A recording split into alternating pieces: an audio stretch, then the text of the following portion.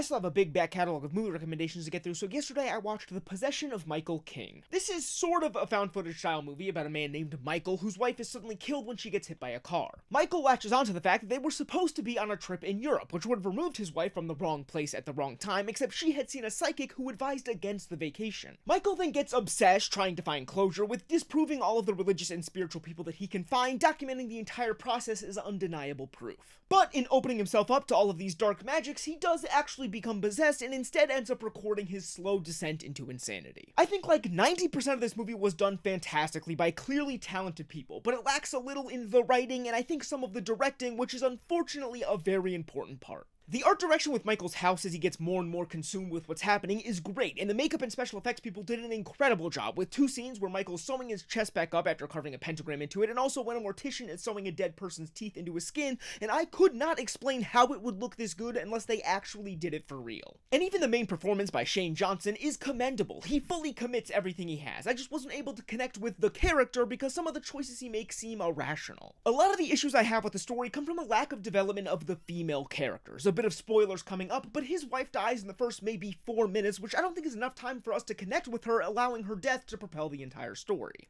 In a similar case with his sister, who brutally gets her neck snapped at the very end, which was very visceral to see, but I think throughout the entire film she said only a handful of sentences, so I didn't really feel anything. And my final issue is with the visual consistency. It's supposed to be, I think, entirely recorded by cameras that Michael has set up around the house or is carrying, but there are some things that it doesn't make sense for a character to be recording, but since everything looks the exact same, it's hard to differentiate. And maybe I'm just more prone to notice this because I'm slightly more into cameras than the average person, but you can't show me images that look like this and then later reveal that the camera used to capture those was actually the dinkiest little camcorder I've ever seen. I'm supposed to believe that not only do all of these different cameras produce the exact same image, but also that one of them was able to capture this incredible macro shot of an eyeball. Do you understand how difficult that is to pull off? And I'm not blaming the cinematographer, because a lot of these are beautiful looking compositions. It probably just came down to the studio when giving $1 million to this first time director, maybe justifiably suggesting that they don't make it look bad on purpose. It turns out that you need to be a high level filmmaker like Danny Boyle or Steven Soderbergh if you want your choice of lackluster camera to be interpreted as artistic innovation and not incompetent photography. 2 stars.